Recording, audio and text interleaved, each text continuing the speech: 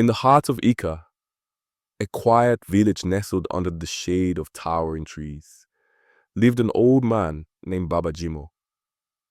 Ika was not a large village, but it was a place where everyone knew everyone, and the rhythms of life flowed with a simple, steady pace.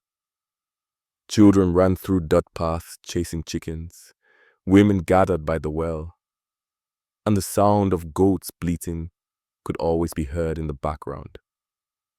Baba Jimo had lived in Ika all his life. He had seen the village grow, lost many friends, and watched his children move to the cities. His wife, Mama Jimo, had passed many years ago, leaving a hole in his heart that time had not healed. The old man's once bustling house had grown quieter with the passing of years. But he was not lonely, he had his tenants. The tenants lived in the compound, a sprawling family home built with thick mud walls and a corrugated iron roof that gleamed in the sun. Baba Jimo had rooms rented out to various people, and they made sure his compound was always filled with life. The tenants, from young men to old women, provided him with the laughter and warmth that his own children could no longer offer. But of all his tenants, none were as close to Baba Jimo as Papa Adana. Papa Adana was an old man too, just like Baba Jimo. He had also lost his wife years ago, but unlike Baba Jimo, Papa Adana wasn't alone. He had two daughters, Adana and Cha, who were both bright, lively, and always took great care of their father. The girls would often cook extra food and share it with Baba Jimo. They always brought him fresh fruits from the market, or left little gifts by his door when they had time. The bond between the old men and the young women had formed over time, and it was a bond built on respect and love. Now, Baba Jimo's children, who had all moved far away to the cities, often called him, urging him to remarry. Baba, you're too old to be alone. You need a woman to take care of you, they would say. His tenants too joked with him. Baba, you need a wife. Who will cook for you now? Who will wash your clothes? Baba Jimo would laugh heartily and shake his head. What do I need a wife for? He would say, I'm too old for all that. But life, as it often does, had a way of surprising people. One day, a meeting was called by Baba Jimo, and all his tenants gathered under the large mango trees in the compound. The sun hung low in the sky, casting long shadows over the earth. Whispers filled the air. The tenants wondered what Baba Jimo wanted to discuss. Some speculated that the rent might increase. Others whispered that it could be something to do with the house. Baba Jimo appeared at the gathering, his stooped form leaning on a walking stick. And beside him stood a woman, a tall and dark-skinned figure who seemed out of place in the familiar surroundings. The tenants stared in surprise. The woman, dressed in a brightly colored wrapper and a head tie, stood with a quiet smile, but her sharp eyes seemed to scrutinize everyone around her. I called you all here today to share some news, Baba Jimo announced in his deep, gravelly voice. This is my new wife, Irti. She is now the landlady of this house. The crowd fell silent. Baba Jimo, who had always sworn he didn't need a wife, had surprised everyone by marrying this stranger. The tenants clapped politely, though some were still taken aback. So Baba Jimo has finally remarried? They whispered among themselves. We never thought he would. Irti was a woman in her 40s, unmarried until now. She had come to Ika from a neighboring village, and no one knew much about her. Some of the older women in the village whispered that she had been a quiet one, not known for any special skills or reputation. But she was here now, and she was Baba Jimo's wife. At first, Life in the compound seemed to settle into a new rhythm. Irti mingled with the other women, always wearing a pleasant smile, though some of the tenants felt uneasy around her. She did her best to blend in, speaking kindly to the women and even helping with some of the chores. But it didn't take long for whispers to start. Irti spent most of her days washing clothes, and not just her own clothes. Oh no, she would wash clothes for days on end. Every morning, she would emerge with large baskets of clothes, scrubbing them tirelessly. It seemed as if the pile of clothes never reduced, no matter how much she washed. This puzzled the tenants, especially because she had no children of her own. One morning, Klee, a young bachelor living in the compound, stepped outside with his own laundry. As he walked toward the cloth line, his eyes widened in disbelief. The line was already full, and it was all Irti's clothes.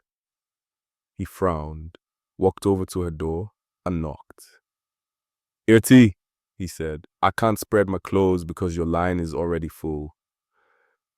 Irti opened the door just enough to peer at him. There is no space, she said coldly. You can hang your clothes on the fence, or wait until tomorrow. Klee's face hardened with frustration. This is unfair, Irti. You do this every day. You act as if you're the only one living here. Irti folded her arms and smirked. So what? This is my husband's house. I can do whatever I want. If you don't like it, pack your things and leave. Klee stood speechless, his anger rising. But he didn't argue further. The other tenants, who had gathered nearby, murmured among themselves. She has really started showing her true colors, one woman whispered. She thinks she owns the place. The tension in the compound grew, but nobody dared to challenge Irti directly, except for Adana and Shah. They were not afraid of her. They had seen her behavior for weeks now, and they were growing tired of it. The day would come when she would cross the wrong person, and when it happened, all hell would break loose. Then one fateful morning it happened. Cha, having finished her early morning chores, needed to wash a large pile of clothes. She grabbed her bucket and soap and headed outside. She didn't want to waste time. The sun was rising quickly, and she knew it would soon get too hot. But as she approached the cloth line, she froze. Ati was already there, hanging her clothes with no care for the space that others needed. Excuse me, landlady, Cha called out politely, trying to keep her cool. I'm washing too. Can you leave some space for me to hang my clothes? Erti didn't answer. She continued to hang her clothes, completely ignoring Cha. Landlady, Cha repeated more firmly this time. Where am I supposed to hang my clothes? Erti just walked away, not acknowledging her. Anger bubbled up in Cha, but she kept quiet for the moment. When she finished washing, she moved Irti's clothes aside and spread her own on the line. Then she went inside. When Irti returned and saw her clothes pushed aside, she exploded in fury. Who touched my clothes? She screamed, her voice rising with anger. Adana, who had been watching, stepped forward. Madame landlady, she said coldly, do I look like someone who touched your clothes? Maybe you should keep your things to yourself. Erti's face turned red with rage. You'll regret this, she hissed, storming into her house. The tensions between the two women reached a boiling point. From then on, Adana and Cha ignored Erti completely. They refused to greet her, even when they passed her in the compound. They made subtle remarks, loud enough for her to hear. Some people talk too much, Adana would say. But they can't even fight, Cha would add, her voice dripping with scorn. A woman without children should at least have good character. But some people have nothing. Irti, who was never used to being disrespected, could feel the heat of their insults. Her pride was wounded, and she began to plot her revenge. She knew there were only two small girls, but they had dared to challenge her. She had to make them pay. Then one evening, as the sun began to set and the air grew cooler, it happened. Cha was at the tap, filling buckets with water. She was in a hurry. She knew that if she didn't fill her buckets now, she would have to wait in a long queue. Irti appeared, holding a single bucket, and placed it next in line.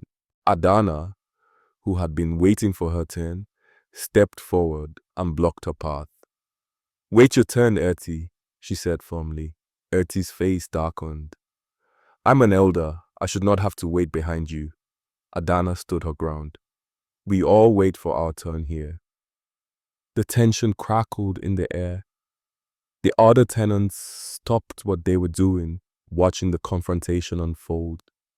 Irti pushed her bucket forward, trying to take her place, but Adana shoved it back.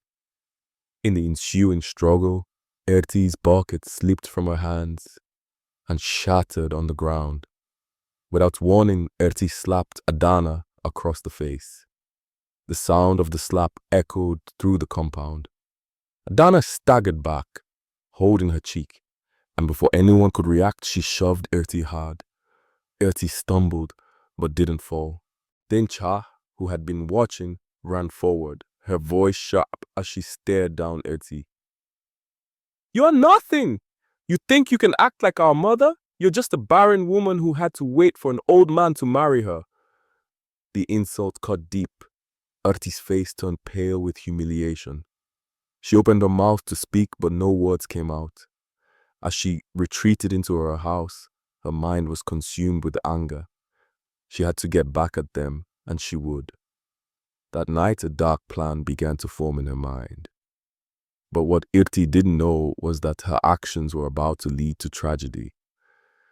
The next day, after a strange illness struck Papa Adana and his daughters, the village was rocked by the mysterious deaths. The tenants whispered about poison, but no one could prove it. The police, unable to find solid evidence, arrested Baba Jimo, believing he knew something about his wife's disappearance. But Baba Jimo knew nothing. Irti had vanished without a trace, leaving behind only confusion and pain. Years later, people still whispered about Irti, the woman who had come to Baba Jimo's life and brought darkness with her. Some said she had fled to another village, while others believed that her own evil deeds had caught up with her. But Baba Jimo, standing at the graves of Papa Adana, and Cha, swore to never forget what had happened. "You will never escape," he muttered, his voice thick with sorrow and regret.